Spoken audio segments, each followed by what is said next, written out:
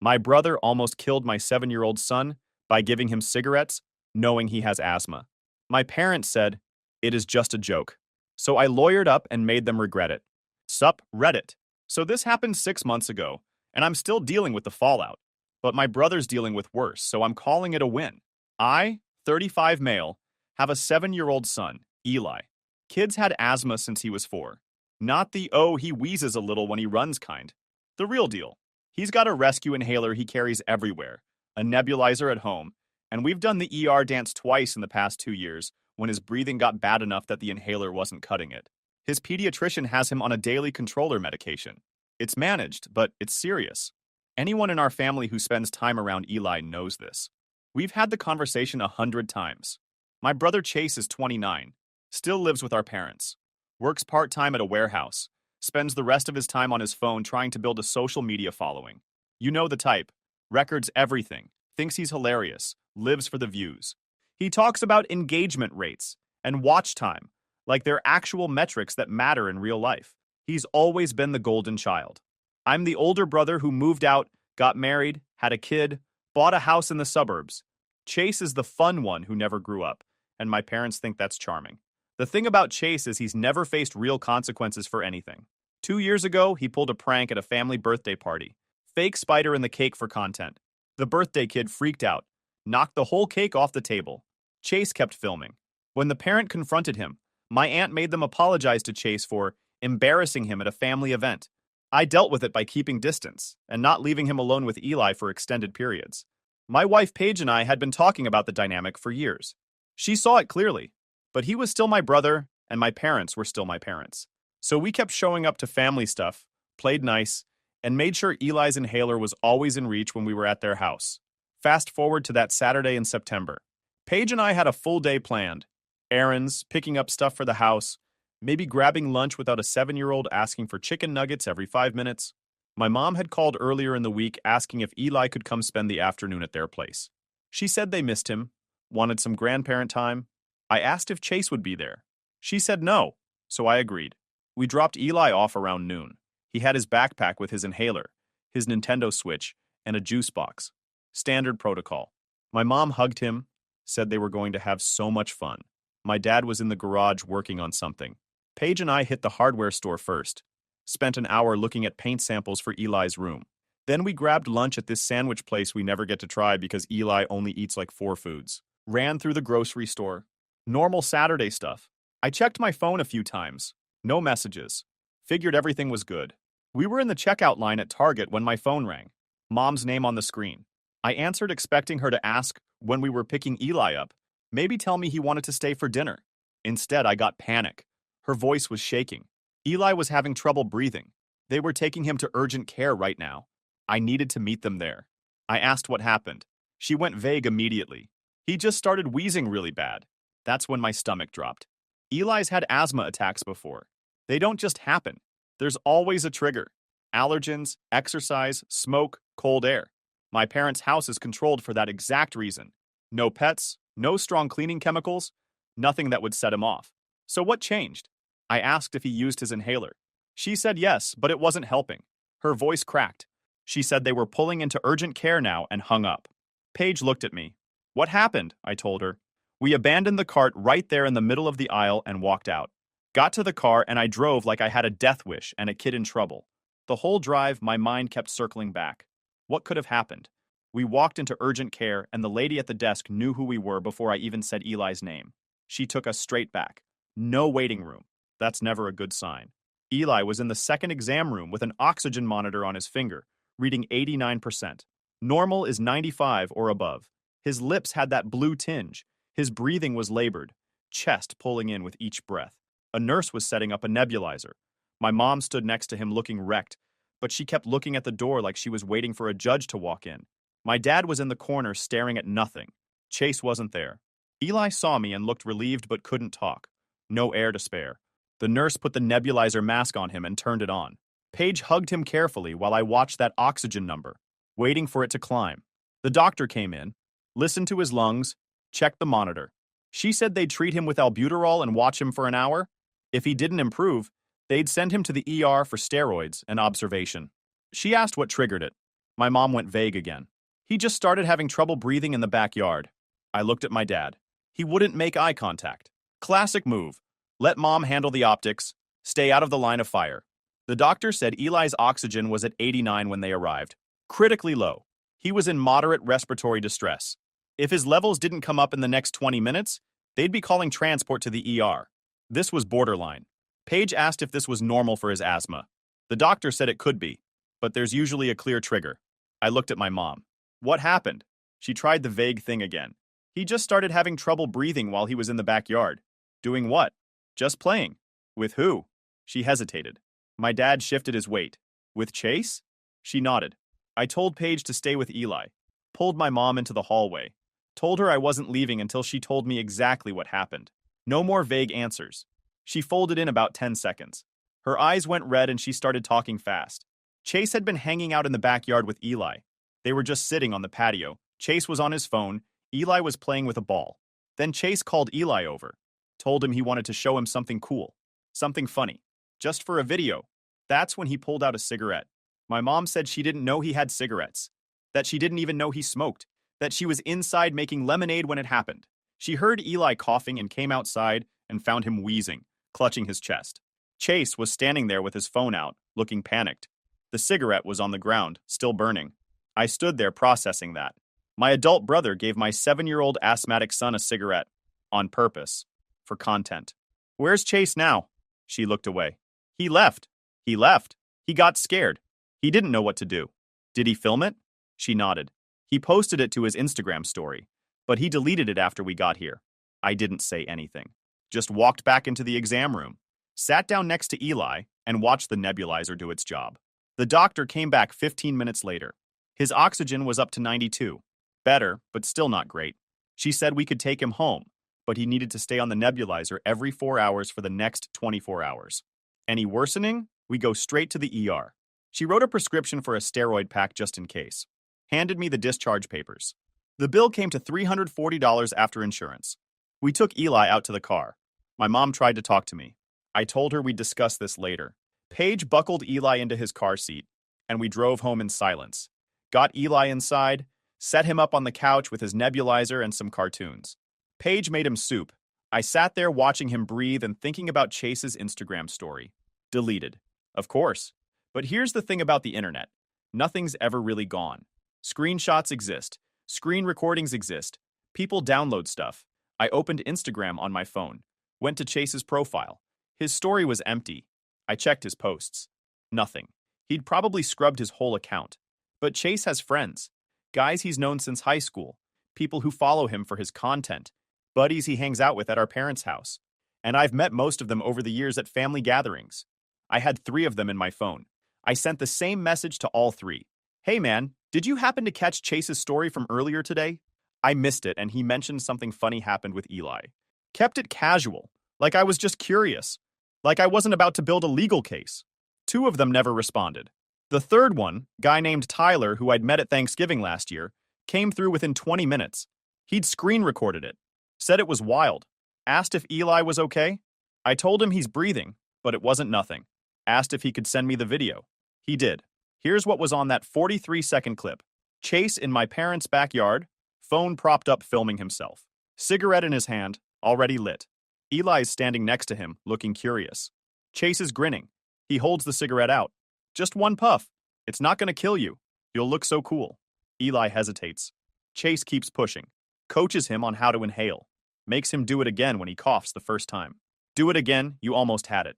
We need this shot. Eli tries again because his uncle told him to. More coughing. Deeper this time. Can't stop. The coughs turn into wheezing. That high-pitched whistle sound. You can hear it getting worse. Eli's face changes. Confused to scared in 3 seconds. His hand goes to his chest. He drops the cigarette. Chase stops laughing. Dude, are you okay? Eli's wheezing gets louder. He's panicking now. Can't talk. Just that awful wheezing and short gasps. Both hands on his knees, trying to force air into lungs that aren't cooperating. The camera angle shifts. You can hear my mom's voice from inside. Chase? What's going on out there? Chase's voice panicked. Mom, something's wrong. Video cuts off.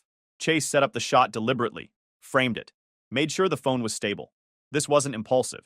He did it anyway, knowing Eli has asthma, knowing cigarettes trigger respiratory issues. And he filmed it because to him, my son's health was less important than social media engagement. I sat there that night in Eli's room, running the nebulizer every 4 hours like the doctor ordered. Paige came in around 2 a.m., asked if I was coming to bed. I told her I would in a bit. She knew better. Sat down next to me. What are you going to do? I looked at Eli sleeping, listened to his breathing. Still wheezy, but stable. Chase is not walking away from this. She nodded. Good. By Sunday afternoon, Eli was improving. Still on the nebulizer schedule, still wheezy, but his color was better and he wasn't struggling as hard. Paige handled most of his care while I stayed close, just watching him breathe easier. Then my parents showed up unannounced, knocked on the door like they owned the place. I figured they were coming to check on Eli. Maybe bring some food, ask how he was doing, and actually act like grandparents for once. They walked in, barely glanced toward Eli's room, and sat down at the kitchen table. My dad folded his hands. My mom looked at me with that expression I've seen my whole life, the one that says, let's be reasonable about this. Dad hit me with the Chase feels terrible speech. Mom went straight to, family handles this in-house. I didn't debate. I stood up, grabbed my laptop, pulled up the video, turned the screen toward them. Watch this. Dad went the color of printer paper halfway through. Mom started crying before it ended. When the wheezing hit the audio, neither of them moved. Then Mom tried it. He didn't know it would be that bad. I watched her rewrite reality in real time. He gave a cigarette to a child with asthma. What did he think would happen? He was just trying to be funny. You know how Chase is. He doesn't think things through. He's 29 years old. Not thinking things through isn't an excuse anymore. Dad jumped in. Chase messed up, but he feels terrible about it. He didn't mean for Eli to get hurt. He left. He didn't even stay to make sure Eli was okay. He deleted the video and ran. He panicked. That's not an excuse either. My mom wiped her eyes. What do you want us to do? Nothing. I'm not asking you to do anything. I'm telling you what I'm going to do. My dad's expression changed. Now I could see it. That shift from family problem to outside interference. The wall's going up.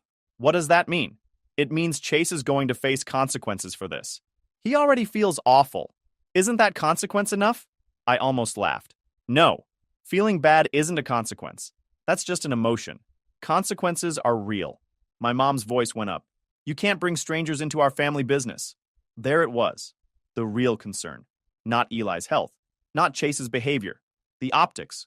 What people outside the family might think. I didn't answer. Told them they should leave. My dad started to argue. I stood up. We're done here. They left. My mom was crying in the passenger seat as they pulled away. Monday morning, I took Eli to his pediatrician for a follow-up. She's been seeing Eli since he was born. She knows his asthma history inside and out. She examined him, listened to his lungs, reviewed the discharge notes from urgent care. Everything checked out. His breathing was back to normal. She cleared him for school.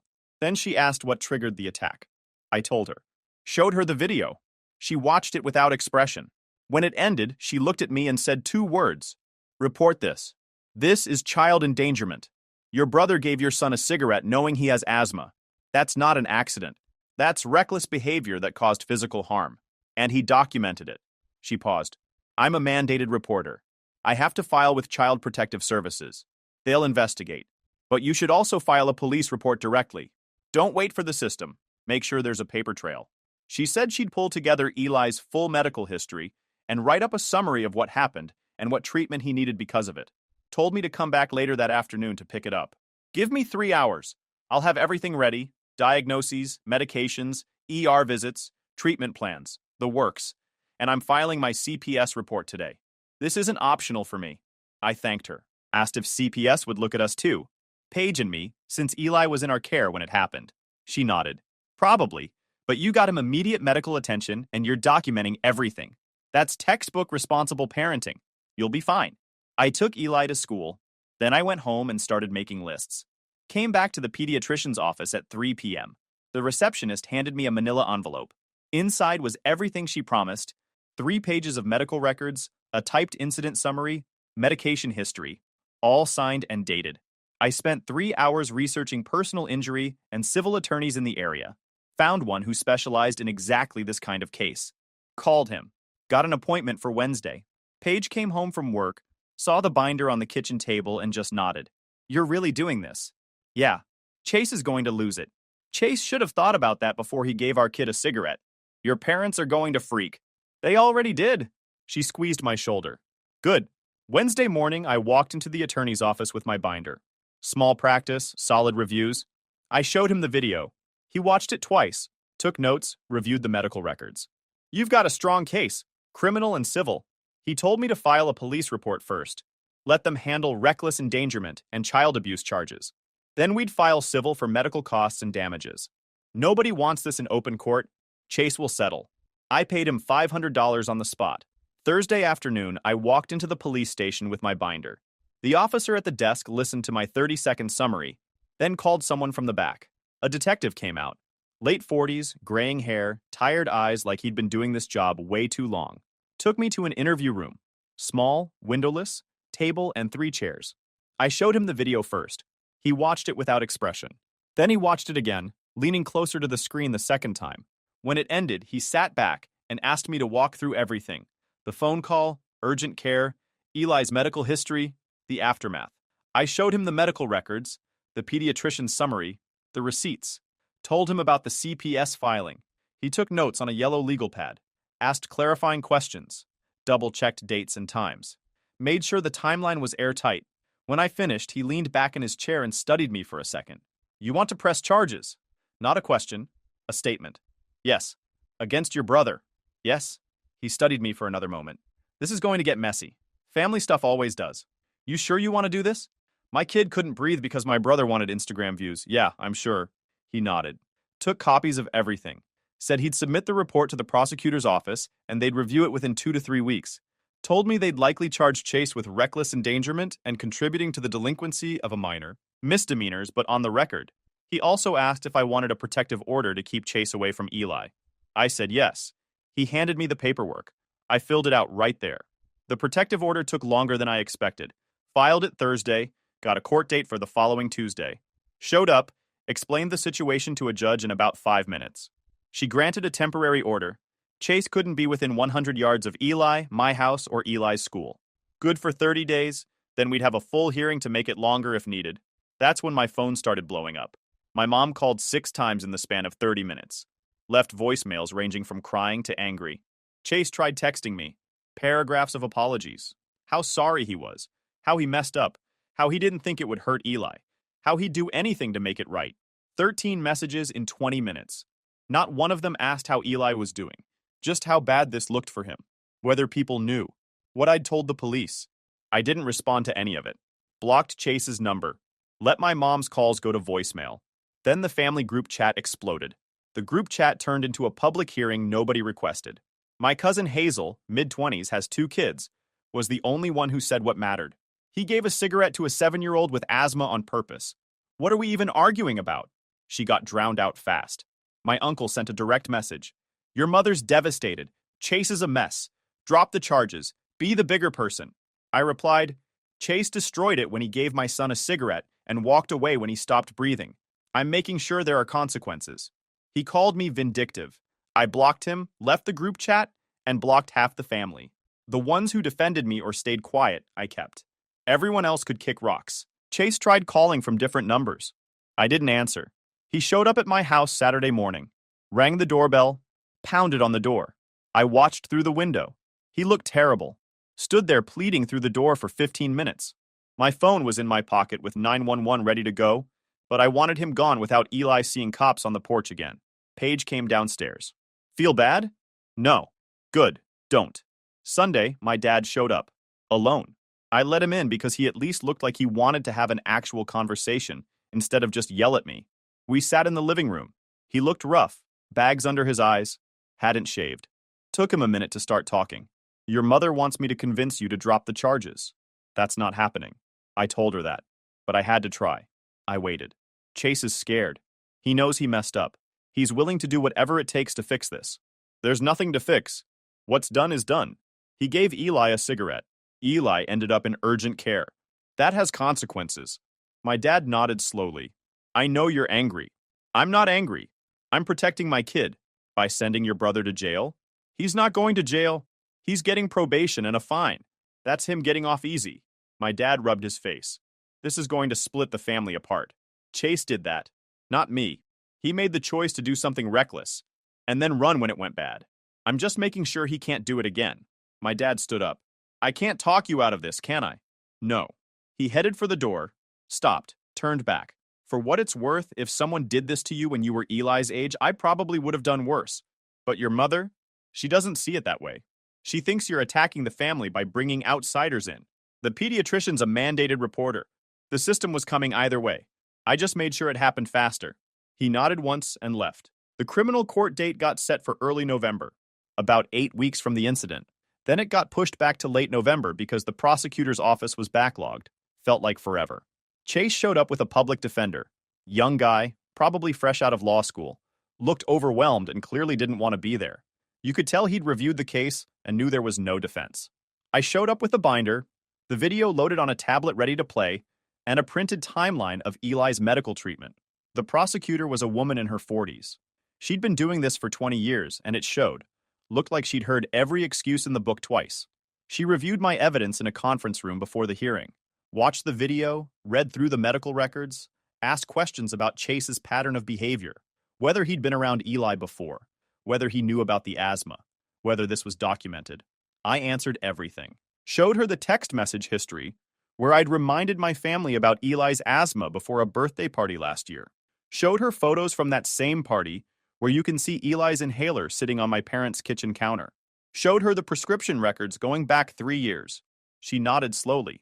This isn't even close to a gray area. He knew. He did it anyway. He filmed it. Then he fled the scene when the victim went into distress. I'm charging him with reckless endangerment of a child. I was considering adding contributing to the delinquency, but the statute's tricky on that one. Reckless endangerment's going to stick regardless. We went in. The courtroom was small.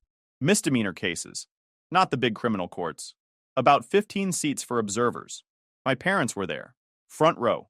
My mom looked like she hadn't slept in a week. My dad's jaw was so tense I thought he might crack a tooth. A few of Chase's friends filled another row, but notably not all of them. The guys who used to comment on all his posts were conspicuously absent. Word must have spread about the protective order. Nobody wants probation smoke on their doorstep. A few of my extended family members who wanted to see how this played out sat scattered and back. The judge was a man in his 60s. Former prosecutor, tough on child endangerment cases, didn't have patience for excuses. Perfect. Chase's public defender tried to argue that this was a one-time lapse in judgment, that Chase had no criminal history, that he was remorseful, that he didn't intend to cause harm, that Eli made a full recovery with no lasting damage, that probation without supervision would be sufficient, that community service was unnecessary, that the protective order was too harsh. Before the prosecutor even stood up, the public defender leaned over to Chase. I couldn't hear exactly what he said, but I could read his body language clear enough. Take the deal, this is nuclear, you've got no play here. Chase's face went white. The prosecutor didn't need notes. She needed the tablet. Your Honor, the defendant gave a lit cigarette to a 7-year-old child with documented asthma. He encouraged the child to inhale. He filmed the entire incident for social media content. When the child went into respiratory distress, the defendant fled the scene rather than render aid or call 911. The child required emergency medical treatment, including supplemental oxygen and nebulizer therapy. His oxygen saturation was at 89%, critically low. This was not a lapse in judgment. This was deliberate, reckless behavior. She played the video for the court, 43 seconds that destroyed any defense Chase's lawyer had tried to build. You could hear Chase's voice clearly. Just breathe it in. Do it again. This is going to be fire content. Laughing while Eli coughed, the wheezing getting worse. Eli's face changing to fear. When the wheezing hit the audio, the room stopped moving. When it ended, the judge didn't look angry. He looked tired, like he'd seen this exact brand of stupidity 5 times already this week, and it wasn't even Friday. He glanced at Chase with the expression you'd give a broken appliance you're about to throw away. Mr. Chase, stand up. Chase stood. He was shaking. Do you understand why we're here? Chase nodded. His lawyer put a hand on his shoulder to steady him. I need you to answer verbally for the record. Yes, Your Honor. Do you understand that what you did constitutes reckless endangerment of a child? Yes, 100, Your Honor. Do you have anything to say before I sentence you? Chase's lawyer tried to speak. The judge cut him off with a look. I asked your client, counselor, not you. Chase stammered something about being sorry, about not thinking, about how he never meant for Eli to get hurt, about wanting to make amends, about how it was the biggest mistake of his life. His voice cracked, Probably genuine. Didn't matter. The judge looked bored. Not disgusted. Not angry. Just bored. Like Chase was the fifth guy this week to stand there with the same speech and the same excuses. You gave a cigarette to a 7-year-old child with documented respiratory issues. You filmed it. You laughed about it. Then you left when that child couldn't breathe. Is that accurate? Chase nodded. I need a verbal response. Yes, Your Honor. The judge asked how Chase pleaded. His lawyer said no contest. Smart move. Contesting it would have made everything worse. Sentencing came a month later. Different date, same courtroom, same judge. Apparently, the court calendar was packed and they had to push it back twice. 18 months probation, 100 hours of community service, mandatory parenting and child safety classes, and restitution for Eli's medical bills. $340 for urgent care, plus follow-up costs and prescriptions. Total came to $587. The protective order stayed in place for the duration of probation. Chase couldn't be near Eli until he completed his sentence and passed an evaluation. Chase looked like he might cry. His lawyer tried to argue for leniency on the protective order. The judge shut that down fast. Your client endangered a child. He doesn't get access to that child until he's proven he understands why what he did was unacceptable. Protective order stands. Court adjourned. I left. Didn't look at Chase on the way out. My lawyer had already filed the civil suit by then. We were going for $8,500, $587 in direct medical costs, $500 in attorney consultation fees, $1,200 for my lost wages from missing work, 3 days dealing with this mess, $1,200 for Paige's lost wages, $5,013 in general damages for what Eli went through. Chase tried to ignore it at first, just didn't respond to any of the certified letters. Then my attorney sent a letter explaining that if Chase didn't respond within 10 days, we'd go for a default judgment, and the full amount would become immediately due. Suddenly, Chase got a lawyer. Some guy my parents probably paid for since Chase couldn't afford one on warehouse wages. His lawyer reached out to negotiate. Started at $2,000. My attorney laughed and told him we'd see him in court. They came back at $3,500 a week later. Still no. We weren't budging. Finally settled at $4,500 after another round. My attorney pushed pre-suit settlement hard because nobody wants that clip played in open court more than once. Chase is paying it in $150 monthly installments over 30 months because he doesn't have it up front. The payment agreement's ironclad. If he misses a single payment, the full remaining balance plus interest becomes due immediately, and we go back to court. First payment came through on time. Second one too. Third one was 2 days late but came through. He knows what happens if he stops. I saved the video in 3 places because I'm not trusting a grown man who deletes things when consequences show up. Total cost to Chase so far: $587 criminal restitution, $4,500 civil settlement, legal fees his parents covered, probably another $2,000 minimum, plus 100 hours of his time and 18 months looking over his shoulder. All for 43 seconds of content. It's been 6 months since the incident. Court wrapped up about 2 months ago. Chase's third settlement payment came through yesterday right on time. $150. Still $4,050 left to go. The family situation is exactly what you'd expect. A complete mess. My parents aren't speaking to me. Haven't said a word since the sentencing. My mom sends occasional emails through my dad's account. Long, rambling paragraphs about how I'm tearing the family apart. How I'll regret this when I need family and no one's there.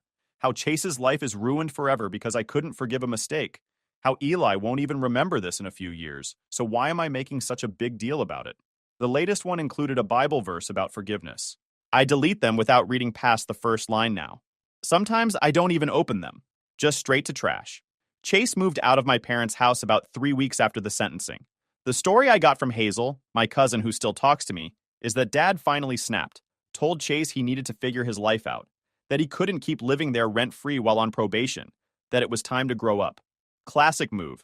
Dad's fine with coddling until institutions get involved. Then suddenly it's, I don't trust what you've gotten yourself into with the system. Turns on Chase the moment outsiders have opinions. Don't know if Mom agreed or if Dad made that call unilaterally. But either way, Chase is gone. Last I heard, he's rotating between 3 different friends' couches. None of them happy about it long term. He picked up a second job doing food delivery through one of those apps to cover the settlement payments and probation costs. Works the warehouse during the day, delivers food at night and on weekends. Total monthly income around $2,400 before taxes. $150 to me, $200 for probation fees and classes. He's barely scraping by. He deleted every single social media account. Instagram, TikTok, YouTube, Twitter, everything. Gone. His whole online presence just vanished within a week of sentencing. Don't know if that was court-ordered as part of his probation, or if he finally realized his content wasn't worth what it cost him. Chase showed up at my house on a Thursday night, about 6 weeks after sentencing. I was in the garage organizing tools when I heard a car pull up. Looked through the window and saw him sitting in his beat-up Civic for a solid 3 minutes before getting out. He looked terrible. Lost weight. Hadn't shaved in days. Wearing the same hoodie I'd seen him in at court. He rang the doorbell. I opened it but didn't step aside. Just stood there in the doorway. "Hey," his voice cracked. "Can we talk? You're violating the protective order just being here." "I know, I needed to see you, please, 5 minutes." I crossed my arms. Didn't say anything. He took that as permission. "I've been going to those parenting classes the court ordered. They're actually helping me understand how bad I messed up. Like really messed up." He rubbed his face.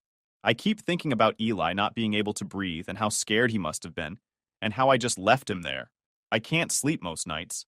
I see his face when I close my eyes. The way he looked at me when he couldn't get air."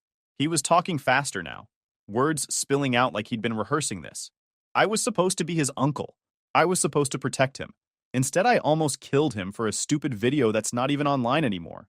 I deleted everything. My whole account. All my followers. Everything I worked for. Gone. Because it wasn't worth it. None of it was worth hurting Eli. He said all this like it earned him a refund. He looked down at his feet. "Mom won't talk to me. Dad kicked me out. I'm sleeping on Brandon's couch and he's getting sick of me being there. I work 2 jobs and I'm still broke. I eat ramen 4 nights a week. My car's making a noise I can't afford to fix. I haven't bought new clothes in 5 months. Everything I own fits in 2 duffel bags." I still didn't say anything. This is my life now, and I deserve it. I know I do. But I miss you. I miss Eli. I miss family dinners and game nights and just being your brother. His voice broke again.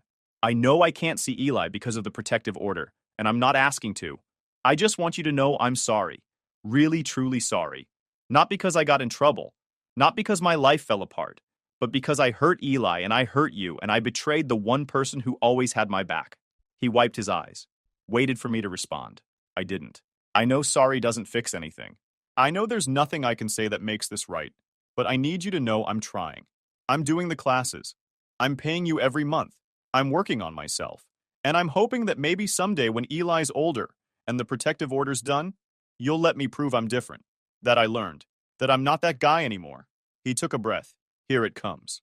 Look, I hate asking this, but I'm 3 days from getting evicted from Brandon's place because I'm 2 weeks behind on the $200 I promised him for rent. If there's any way you could float me $300 just this once, I swear I'll pay you back on top of the settlement. I'm desperate, man. I've got nowhere else to go." I stared at him for a second.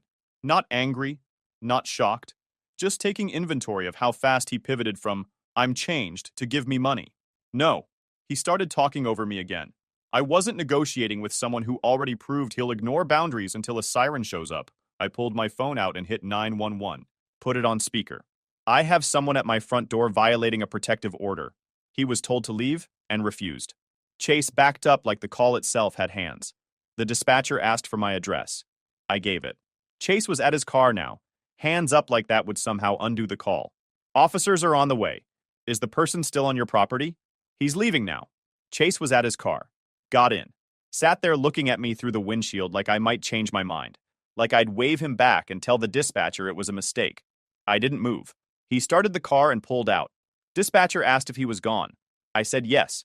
She said officers would still come by to take a report and document the violation. I thanked her and hung up. A unit came by, showed up not long after. I showed them the protective order paperwork.